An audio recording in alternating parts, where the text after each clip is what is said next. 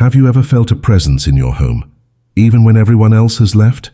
Have you walked into a room where suddenly the air felt thicker, as if time had stood still there? Some objects carry memories, but there are others that carry something more. According to Edgar Cayce, one of the most respected psychics of the 20th century, keeping clothes of a departed loved one can be more than just a sentimental gesture. It can be an anchor, a kind of connecting point between this world and what comes next. But that's not all that's striking. Cayce's most impressive warning isn't about the act of keeping, but where you keep them. There are 3 specific places that, according to him, can intensify unwanted connections with subtle planes. And we're not talking about superstitions.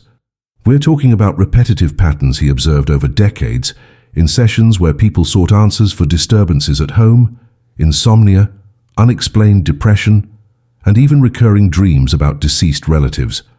But before we reveal what these places are and why they should be avoided, you need to understand one thing. Cayce was not a charlatan, nor was he someone who promoted fear. Quite the opposite. He was sought out by thousands of people seeking peace, reconnection.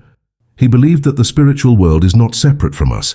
It is right beside us, just on a different frequency, and that certain objects, especially those charged with intense emotional memory, can act as conductors between these 2 realities. Now think with me. What is clothing if not a person's second skin? It absorbs sweat, warmth, scent, but also emotions, fears, anxieties, goodbyes. Cayce said that when someone dies, part of the emotional energy the person left in this world still remains in their belongings, especially in clothes, and that, depending on where these clothes are kept, they can serve as a point of energetic retention, as if they create a kind of time-frozen field where the soul still feels it has something to resolve, as if the cycle of departure had not been completed. It's here that we begin to touch on something delicate. Most people keep these clothes out of love, out of attachment, out of longing, and that is absolutely human. But Cayce warned that keeping out of fear of forgetting is different from keeping out of honor and gratitude. And furthermore, he warned that certain places in the house make this energetic retention even more intense, potentially affecting not only emotional health, but also the well-being of the entire household. He observed this repeatedly in his psychic readings, people suffering from chronic unexplained sadness, who had in the back of their closet, wrapped in plastic, their father's jacket who had passed away 12 years prior, women who couldn't sleep properly since they kept beside their bed their departed mother's favorite blouse, children with unexplained night terrors who shared a room with an old dresser where their grandfather's clothes were kept, clothes no one used anymore, but no one had the heart to donate. It's natural to think, but how could something as simple as clothing have such an effect? Cayce's explanation was not superstitious, it was energetic. According to him, every object carries a vibration, and the closer that object was to a person's body, the more resonance it maintains with their vital field. In the case of clothes, this resonance is direct. It's absorbed over years. Now imagine this being placed in certain spaces of the house, which are already naturally more prone to emotional retention. Are you starting to understand the risk? Before revealing the first place that should be avoided, pause for a moment and look around. Think about the clothes you still keep from someone who has passed on. Where are they? In which room? Have you ever felt something strange in that space, or perhaps a certain heaviness? Cayce said that the most dangerous thing was not the object itself, it was the unconscious intention behind its preservation. When we hold on to something out of fear of losing the last link with someone, we create a bond that prevents letting go, both ours and the spirit's, that seeks to move on. And when this bond is reinforced by a charged environment, the effects can be felt for years. Now here is the first place you should never use to store clothes of a deceased loved one: under the bed. Yes, it seems harmless, but it's not. Cayce was emphatic in his readings. This is the most vulnerable spot in the house, energetically speaking. Why? Because it's where the body rests every night in a semi-conscious state. During sleep, our mind enters lower frequencies, similar to a trance. In this state, we are more open, more susceptible. Cayce said that storing clothes of a deceased person under the bed creates an involuntary bridge between the subconscious of the living person and the energetic field of the deceased. It's not that the spirit is trapped, but it's as if part of their presence is still strongly remembered every time we lie down. This can affect sleep, generate confused dreams, and even influence mood throughout the day. Many people reported this. They couldn't understand why they always woke up tired, even after 8 hours of sleep, or why they had recurring dreams about deceased relatives as if they were visits. In many cases, by following Cayce's advice and removing these clothes from the space under the bed, the symptoms disappeared. This is not a coincidence, it's a synchronicity, and it's just the beginning. Because the second place, and perhaps the most common, is even more surprising. But before we get to it, I want to invite you to reflect. What is behind your difficulty in getting rid of these clothes? What part of you still needs to hear a complete goodbye? Perhaps it's not just about keeping them. Perhaps it's about holding on to something that is already asking to be released. The second place where, according to Edgar Cayce, you should never keep clothes of a deceased loved one is in the closet of your own bedroom, especially if the person keeping the clothes is the one who sleeps there. Most people, by emotional impulse, opt for exactly this. They think, if I keep it close to me, it's as if they're still present. And that is precisely the point. The presence continues, but not in the way one imagines. Cayce explained that the bedroom is a place of deep spiritual vulnerability. It's where we let go of conscious control, where defenses fall, and where the soul, even unconsciously, becomes more exposed. Placing clothes imbued with the energy of someone who has passed away in this intimate space, especially if that grief is still unresolved, creates a kind of constant echo, a silent reminder that works in the back of the mind. What many call longing gradually transforms into energetic attachment, and this attachment can generate a strange feeling of stagnation in life. People reported that, after a loss, they began to feel that everything had stopped, nothing progressed. Time seemed to repeat itself, as if they were living the same day, just in different clothes. Cayce said this happened when the person's unconscious, without realizing it, remained stuck in that vibration from the past, renewed every night by the proximity of the stored clothes. It was not uncommon to hear reports of people who, after years of keeping a husband's shirt in their wardrobe, began to feel his presence at night. Soft sounds, subtle touches, voices at the threshold of sleep. In some cases, they dreamed of conversations that seemed more real than waking life itself. And when they removed those items, or donated them with gratitude, these episodes ceased. But there's something even deeper here. Cayce said that the soul, upon leaving the physical body, goes through a period of transition. A gradual detachment, which can take days, weeks, sometimes longer, depending on the person's consciousness at the time of passing.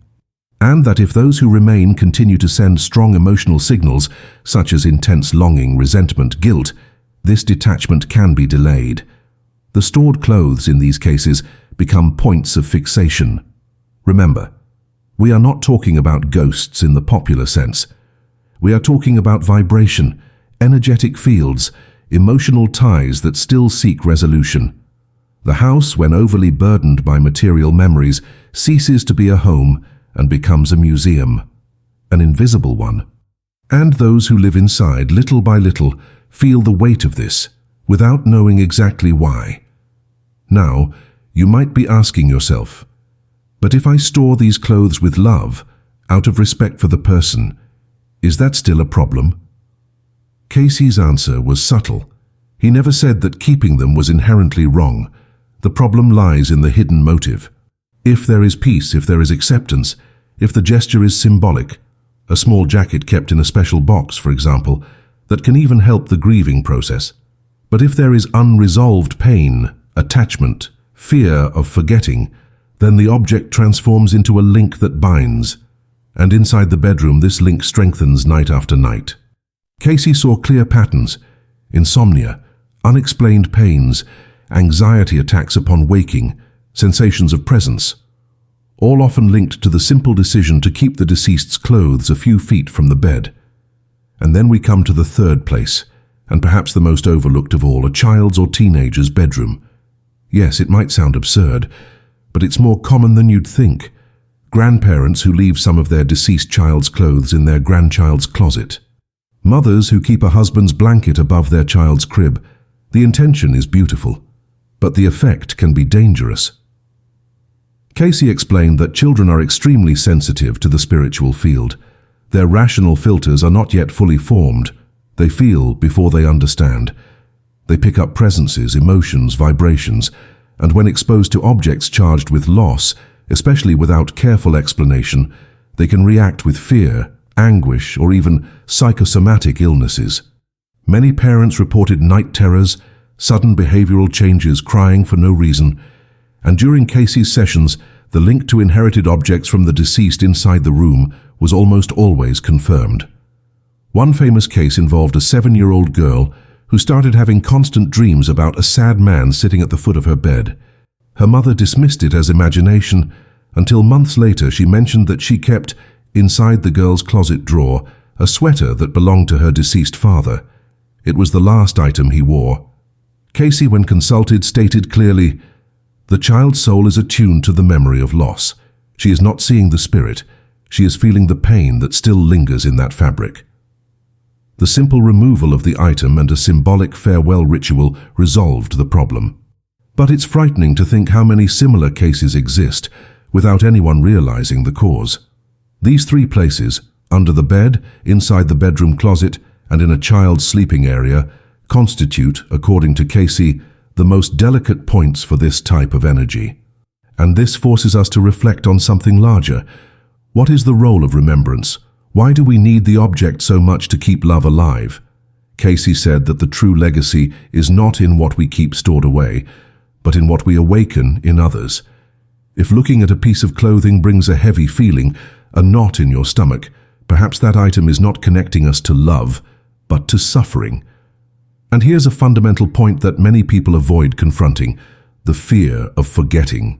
We keep clothes as if we are trying to preserve the essence of the departed, but the truth is that a living memory doesn't need fabric. It manifests in gestures, in words, in attitudes we repeat almost without noticing. The danger lies in transforming the object into a kind of silent altar, where every day we renew pain instead of gratitude.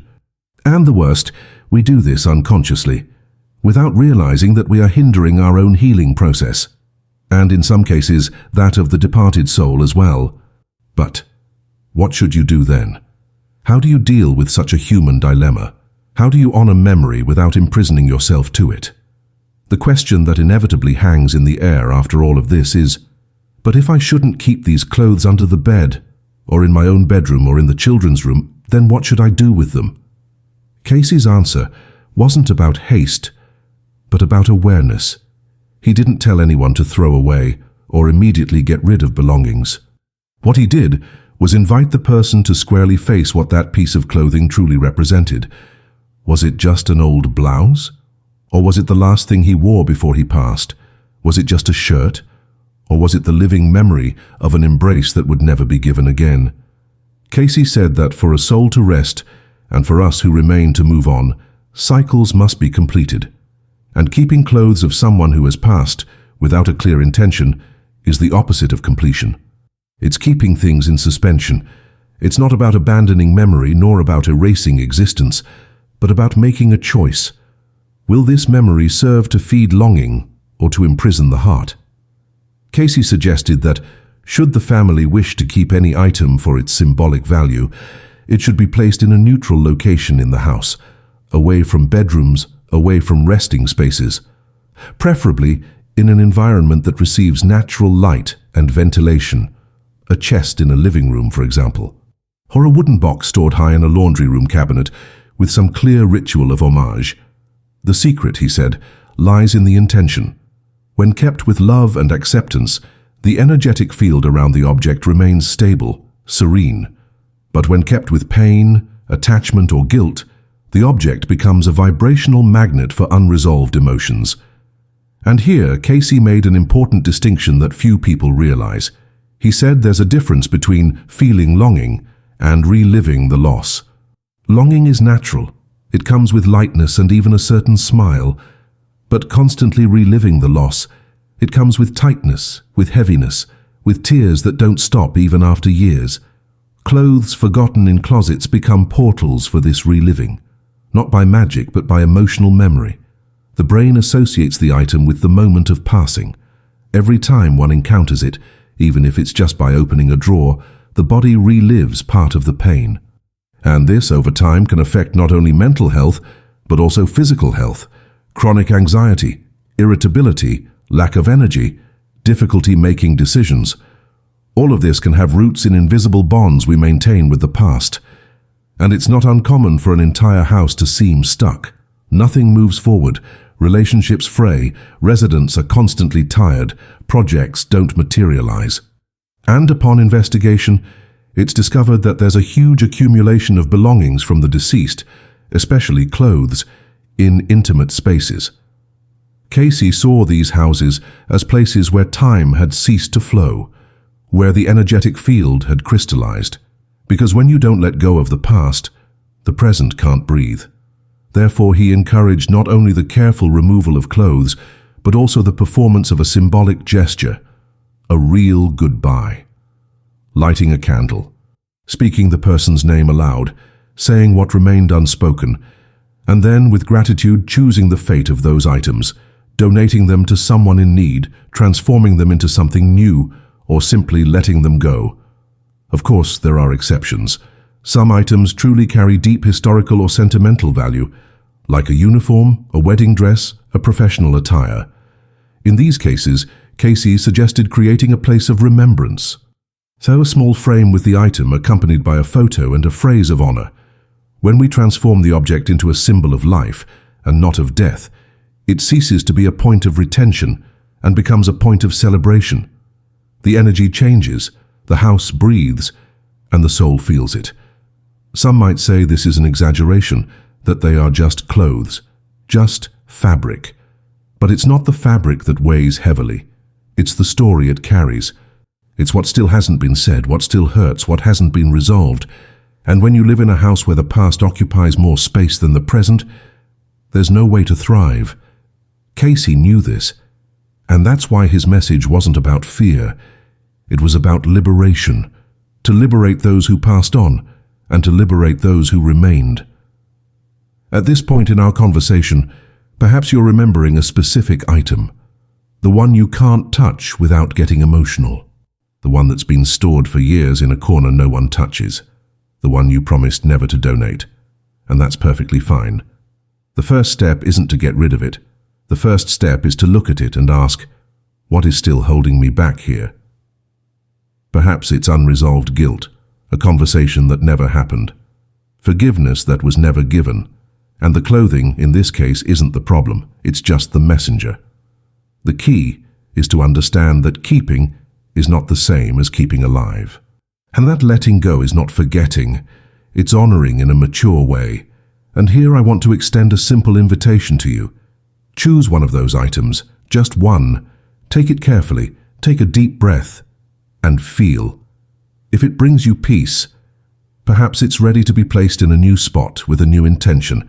But if it brings you pain, perhaps it's time to be grateful for everything it represented and release it. It doesn't have to be today, but don't let it be never. Because some things only move forward when we let them, and some parts of us only heal when we allow ourselves to make space for the new. There's something deeply human about keeping what belonged to those we love, a gesture of continuity, an attempt to maintain the bond. But as Cayce warned, there's also a silent risk in this practice, especially when we don't question why we do it. Often we keep clothes because we believe that by getting rid of them, we'll be betraying the memory of those who have passed. As if forgetting were a sign of disrespect, as if moving on were a sin. But Cayce said the opposite. The departing soul desires peace. It wishes to see those who remain moving forward, growing, living with lightness. When we cling to what was left behind in a painful way, we bind both our heart and theirs to a time that no longer exists. That's why this topic, as simple as it may seem at first glance, touches on much larger issues. We are talking about grief, yes, but we are also talking about forgiveness, unfinished cycles, misunderstood legacies. Because every piece of clothing kept with pain hides a story that may never have been told aloud, perhaps an absence that was never acknowledged, a goodbye that didn't happen as it should have.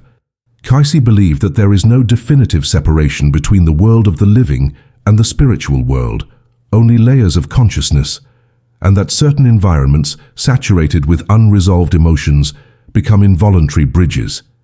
He said that true love never imprisons, it liberates. And the same applies to memory. When it is true, it needs no material proof. It lives within us, effortlessly. In the accounts Cayce received over the years, there were patterns. People who donated the deceased's clothes with a gesture of gratitude reported an almost immediate lightness in the environment, changes in mood, renewal in family relationships, even improvements in health, not by magic, but by energetic release. The house began to breathe again, and with that life did too, because a house where grief is frozen becomes an echo chamber, where pain repeats day after day, even when no one else understands why. And this becomes even more delicate when there are children in the environment, as we've seen. They absorb without filters. They feel what adults ignore.